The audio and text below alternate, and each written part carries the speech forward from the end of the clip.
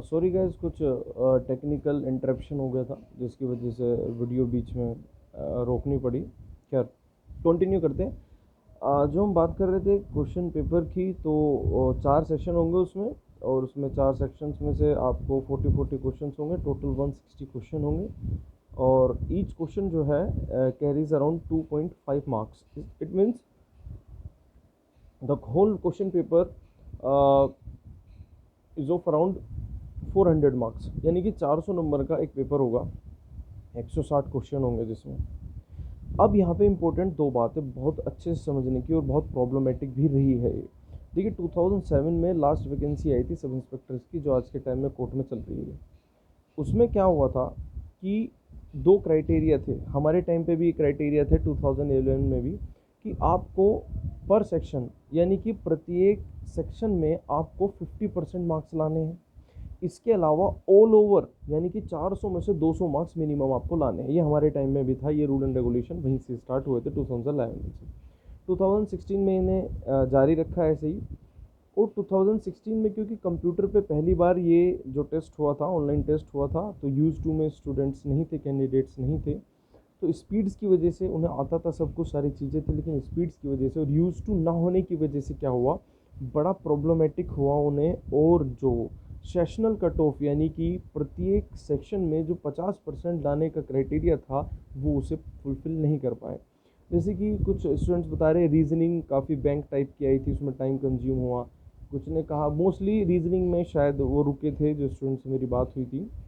And Hindi का portion कर लिया था लोगों ने, इंग्लिश मीडियम वालों को हिंदी में प्रॉब्लम हुई थी। और मैथ्स, जिनके पास मैथ्स नहीं था उन्होंने मैथ्स में टाइम लगाया था। तो ऐसे ऐसे जो इंडिविजुअल कट ऑफ हो रही थी, इंडिविजुअल सेशन की जो कट ऑफ चल रही थी, उसमें बड़ी प्रॉब्लम हुई थी स्टूडेंट्स को। ये प्रॉब्लम काफ़ी हद तक सॉल्व होने वाली है आपकी, क्योंकि जो नई नियमावली आई है, नए रूल्स आए हैं, उसमें क्या कहा गया है, 35% इंडिविजुअल सेशनल कट ऑफ आपको रखनी होगी। यानी कि 50, फॉर एग्जांपल 50 क्वेश्चन आ रहे हैं, उस 50 क्वेश्चन में से आपको क्या करना होगा, 35 क्वेश्चन उसमें, सॉरी 35 नहीं, अगर 100 को आ रहे हैं तो उसमें आपको 35 क्वेश्चन आपको एग्जैक्ट सही करने होंगे। यानी कि 35%, 35 क्वेश्चन नहीं, 30%, 35% है। क्लियर? 35% क्लियर है?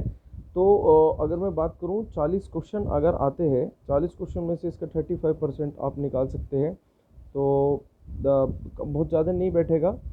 और अगर मैं देखता हूँ तो करीबन करीबन आपको 17-18 क्वेश्चन इसमें सही करने होंगे। 17 क्वेश्चन के आसपास अगर आप सही करते हैं तो उस इंडिविजुअल सेशन में आप पास हो जाते हैं। लेकिन उसके बाद जो सेकंड वाला ऑप्शन है, सेकंड वाला क्राइटेरिया है, यानी कि 400 में से 200 नंबर आपको लाने होंगे, ऑल ओवर 50%, वो एज इट इज़ है, उसमें आपको ऐसे ही लाना होगा। आपको उससे घबराने की ज़रूरत नहीं है, आपको सहूलियत हो जाएगी। जैसे कुछ बच्चों को मैथ में दिक्कत होती है, कुछ बच्चों को रीजनिंग में फंस जाते हैं, कुछ बच्चे हिंदी में फंस जाते हैं, तो वो उस 35% वाला क्राइटेरिया का इस्तेमाल करके उस सेशन को पास करें, और जो उनका सेशन अच्छा है उसमें थोड़ा सा अच्छा अचीव करें, तो वो क्लियरली पास कर लेंगे इस एग्ज़ाम को। खैर, अब मैंने आपको बताया, तो इसके 4 सेशन की अगर मैं बात करूं, तो पहला जो सेशन है जनरल मेंटल एबिलिटी, जिसे जीएस भी बोलते हैं बच्चों। इसमें जीएस में इन्होंने डिवाइड कर रखा है 24 और 16। 24 क्वेश्चन जो कॉन्स्टिट्यूशन और बेसिक लॉ से आएंगे। मैं इसे डिटेल में बताऊंगा कि कॉन्स्टिट्यूशन और बेसिक लॉ क्या है, और बेसिक लॉ में क्या क्या पढ़ना है, ठीक है। उसके बाद 16 क्वेश्चन जनरल अवेयरनेस से आएंगे आपकी। जनरल अवेयरनेस मतलब, या उन्होंने जनरल नॉलेज लिखा हुआ है इसमें। जनरल नॉलेज में जो अपने आसपास जो चीज़ें चल रही है, बेसिकली करंट अफेयर, जैसे कि राजधानियाँ, करेंसी, करंट अफेयर, तो जनरल नॉलेज की जो मेन मेन चीज़ें हैं उनमें से वो क्वेश्चंस आएंगे। मैं आपको उसके बारे में बाद में डिस्कस करूँगा डिटेल में। Each and every question we will take up later on. तो अभी हम बात करते हैं सेकंड सेशन की, जिसमें हमारा हिंदी आता है। हिंदी में वो सारी चीज़ें आएगी, जैसे कि आपका वन वर्ड सब्स्टिट्यूशन होता है, अनेकांत शब्दों के लिए या अनेक शब्दों के लिए एक शब्द, और वाक्य शुद्धिकरण, विलोम शब्द, पर्यायवाची, और एक शुद्धि भी आता है सेंटेंस को, जो आपको एरर देखनी होती है, वो सारी चीज़ें। खैर, थोड़ा सा मैं हिंदी में वो चीज़ें, सारी चीज़ें एग्जैक्ट नहीं बोल पा रहा, कि मैं इतना यूज टू हिंदी में नहीं हूँ, तो इसलिए आप समझ गए होंगे जो मैं कहना चाह रहा हूँ। खैर, उसके बाद आपका मैथ्स को आता है। मैथ्स में बच्चों एक चीज़ होती है हायर मैथमेटिक्स और अर्थमेटिक। अर्थमेटिक का ऑप्शन आता, हायर मैथमेटिक्स का नहीं आता। लेकिन कुछ क्वेश्चंस देखे गए हैं हायर मैथमेटिक्स के, एक्चुअली हम उन्हें हायर मैथमेटिक्स में इंक्लूड कर लेते हैं, लेकिन वो मेंसुरेशन में आते हैं। कुछ क्वाड्रेटिक इक्वेशन के कुछ क्वेश्चन हैं, और नंबर सिस्टम को, जो कॉम्प्लेक्स नंबर सिस्टम है उसके कुछ क्वेश्चंस आ जाते हैं जिसे हम अलजेब्रा कहते हैं, हायर मैथमेटिक्स में पहुंच जाते हैं। लेकिन वो उन्होंने मेंसुरेशन या नंबर सिस्टम के अंडर में रख रखा है, तो आप अलजेब्रा का भी बेसिक चीज़ें देख के चलें। क्या बाकी और सारा वही है, time, distance, boat, stream and work, time, chain rule, percentage, average, number system, H C F, LCM, वो सारी चीज़ें मेंचुरेशन। इसके बाद आता है रीजनिंग। रीजनिंग का देखिए, जो 16 में नया पैटर्न लेके आए, बड़ा ही एनालिटिकल ये लेके आए थे। कुछ कुछ ऐसा जैसे कि आप बैंकों के एग्ज़ाम में आपको मिलता है, ठीक है। लॉजिकल रीजनिंग पे इन्होंने बात की थी, उसकी प्रैक्टिस करिए रेगुलर। बताऊंगा मैं कैसे उसकी प्रैक्टिस करनी है, किस तरीके से है। अभी हम बेसिक देख लेते हैं क्या एक प्रोसेस है। आप इस प्रोसेस को जो पास कर लेते हैं, तो उस प्रोसेस को पास करने के बाद एक अगला प्रोसेस आता है जिसे बोलते हैं फिजिकल स्टैंडर्ड टेस्ट और डॉक्यूमेंट वेरिफिकेशन। बच्चों इसमें भाग दौड़ नहीं होती, इसमें वो आपको कॉल करते हैं। आपने रिटन एग्ज़ाम पास कर लिया है, वो आपको कॉल करेंगे, उसमें डॉक्यूमेंट आपको लेके जाने हैं। और उसके अलावा जो आपका फिजिकल मेज़रमेंट होता है, जैसे कि फ़िज़िकल मेज़रमेंट की मैं बात कर लेता हूँ, बेसिक फ़िज़िकल मेज़रमेंट में आपको बता देता हूँ। एक तो वेट चेक होता है, उसमें हाइट चेक होगी। हाइट की मैं बात करूँ तो जो बॉयज़ है यानी कि मेल है, मेल कैंडिडेट के लिए 168 सेंटीमीटर, 168 सेंटीमीटर होनी चाहिए, मिनिमम क्राइटेरिया है ये, ठीक है। और चेस्ट की फुलाव देखते हो, चेस्ट की फुलाव में जो ह्यूमन बीइंग यानी कि जो हमारे मेल कैंडिडेट है, इस मेल कैंडिडेट में 179 जो 79 सेंटीमीटर, सॉरी 79 सेंटीमीटर जो है वो नॉर्मल उसका साइज़ होना चाहिए चेस्ट का। और जो फुलाव 5 सेंटीमीटर का फुलाव मानते हैं, वो बहुत इंपॉर्टेंट है बच्चों, फुलाव आना ज़रूरी है। तो 5 सेंटीमीटर अगर आप उसमें फुलाव जोड़ेंगे तो लगभग 84 सेंटीमीटर आ जाएगा। 5 सेंटीमीटर के फुलाव के साथ आपको एलिजिबिलिटी क्राइटेरिया पूरी करनी है। अगर हम वुमेन की बात करें, अच्छा एक चीज़ और बता दूं, जो एसटी कैंडिडेट है, शेड्यूल ट्राइब जो है, उसके लिए 6 सेंटीमीटर की छूट है हाइट में, उनके लिए 162 सेंटीमीटर हाइट ली जाती है। इसके बाद अगर मैं वुमेन की बात करूं, तो वुमेन में भी जो हाइट है उसमें कुछ रिलैक्सेशन है। 160 सेंटीमीटर की जो हाइट ली गई है वुमेन के लिए रखी गई है, ठीक है।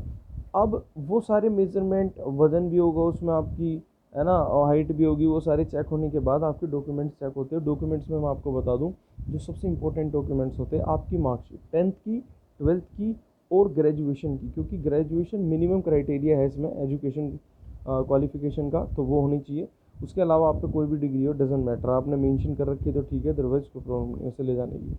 इसके अलावा सबसे इम्पोर्टेंट देखिए, जाति प्रमाण पत्र। आप रिजर्वेशन पॉलिसी के तहत रिजर्वेशन लेते हो, चाहे एससी का ले रहे हो, एसटी का ले रहे हो, चाहे ओबीसी का ले रहा हो, तो आपको वो रिजर्वेशन सर्टिफिकेट चाहिए होगा। आपको कोटा जो आरक्षण का जो पत्र है वो आपको चाहिए होगा। इसके अलावा उसमें डोमिसाइल भी मांगते हैं। डोमिसाइल आप जन्म प्रमाण पत्र के माध्यम से डोमिसाइल अपना ले जा सकते हैं। और एक आईडी प्रूफ, आईडी प्रूफ का मतलब आधार कार्ड, अब तो यूनिवर्सल हो गया वो। तो ये बेसिक चीज़ें होती है, और उसके अलावा अगर वो कुछ और मंगवाते हैं तो आपको पत्र के माध्यम से बताते हैं। ये वेरिफिकेशन जब आपका क्लियर हो गया। अच्छा एक चीज़ और मैं बता दूं बच्चों, कुछ बच्चों का एक बड़ा इंपॉर्टेंट सा डाउट है कि जो ये एजुकेशन क्वालिफिकेशन मांगते हैं उसकी कोई फिक्स डेट होती है। हाँ जी होती है, बिल्कुल सही है। अगर उस डेट तक आपके एग्ज़ाम या मार्कशीट या आपका रिज़ल्ट नहीं आया, तो क्या ये वैल्यूबल है या मान्य है या नहीं। देखिए ऐसा केस जब मैं रिक्रूट हुआ 2011 में, तो मेरे साथ एक लड़का था, उस वो बीटेक था। तो वो बीटेक में जो उस कैंडिडेट था, तो उसके साथ एक इशू आया कि उस लड़के का रिज़ल्ट जो है, जिस डेट से वो नोटिफिकेशन आता है उसमें लिखा होता है इस तारीख तक ग्रेजुएशन पूरी होनी चाहिए।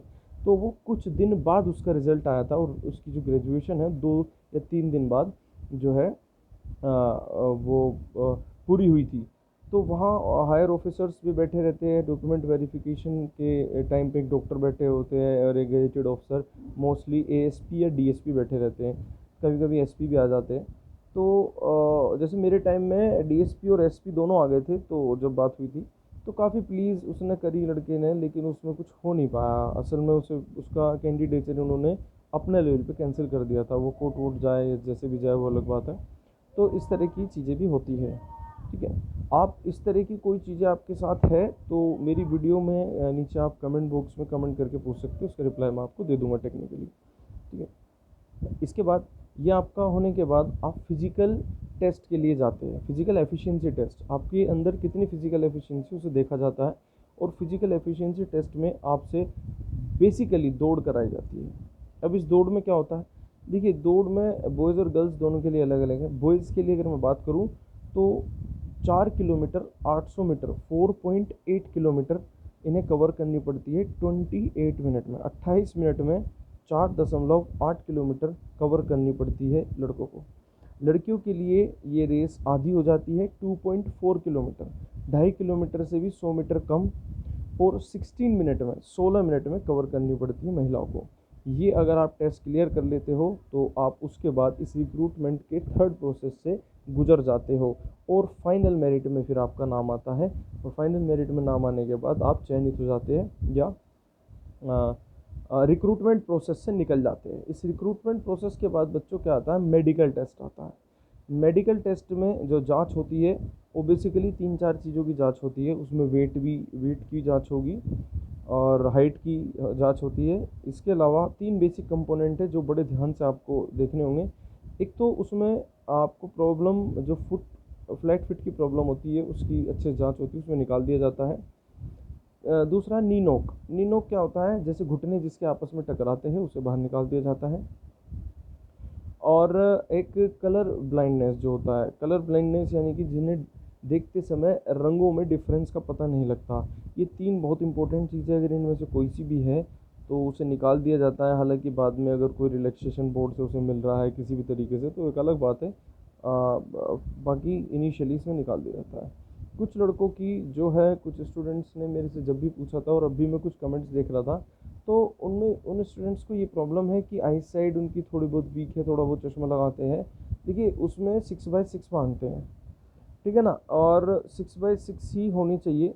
अगर उसमें थोड़ा बहुत आपको आइज़ में कोई जैसे शॉर्ट साइटनेस रहती है, दूर का एकदम से साफ नहीं दिखेगा, मसल्स वीक हो जाती है या एज के अकॉर्डिंग या फिर कोई खाने पीने के या फिर फिजिकल जो आपका जो लाइफ स्टाइल है उसकी वजह से, तो उसमें जो एक रूल एंड रेगुलेशन है 6/6 होनी चाहिए। अदरवाइज़ कोई एडजस्टमेंट किसी तरह का हो वो एक अलग बात है। ठीक है, तो ऐसे जो लोग हैं जिन्हें इस तरह की प्रॉब्लम है या कुछ ऐसे क्वेश्चन है वो कमेंट बॉक्स में मुझसे कंसर्न कर सकते हैं स्पेसिफिकली। खैर, ये प्रोसेस पूरा होने के बाद आप फाइनल स्टेज में पहुंच जाते हो और आप रिक्रूट हो जाते हो। लगभग आप रिक्रूट हो चुके हो, ठीक है ना, फाइनली आप रिक्रूट हो चुके हैं। रिक्रूटमेंट प्रोसेस आप क्लियर करके निकल चुके हो सक्सेसफुली। और बस उसके बाद क्या होता है, आपका ट्रेनिंग के लिए लेटर आ जाता है और आपको सेंटर अलॉट हो जाता है, वहाँ पर आपको ट्रेनिंग करनी होती है। ट्रेनिंग का जो सेशन है वो 1 साल का होता है। इसके बारे में मैं आपको अलग सेशन में या अपने किस्सा कोचिंग में या फिर और अलग सेशन में आपको ट्रेनिंग के बारे में भी जानकारी दे दूंगा। पूरा रिक्रूटमेंट प्रोसेस की ये जानकारी थी बच्चों। इसमें का आपको कुछ स्पेसिफिकली पूछना हो तो मुझसे कमेंट बॉक्स में कमेंट कर सकते हैं। फेसबुक पे भी शेयर करूंगा मैं, और व्हाट्सएप के थ्रू भी मैं शेयर करूंगा। तो कोई भी आपका पर्सनल कमेंट हो, पर्सनल क्वेश्चन हो तो मुझसे आप कह सकते हैं, बता सकते हैं। ठीक बच्चों, तो इसी तरीके से इस सीरीज़ में मैं लगातार आपसे जुड़ता रहूँगा। ये यूपीएसआई के बारे में मैंने आपसे जिक्र किया और यूपीएसआई के कुछ प्रैक्टिकल पहलू के बारे में भी मैं आपको बताऊंगा आने वाली सीरीज़ में। और इसके साथ साथ जो अपना एक किस्सा है वो उस किस्से के साथ ही जोड़ते हुए हम पैरेलल ये दोनों चीज़ें चलेंगे ताकि एक इंटरेस्टिंग सी चीज़ें आपको लगे, बोझ ना लगे। ठीक है बच्चों, तो आज के लिए बस इतना ही and thank you very much. जय हिंद।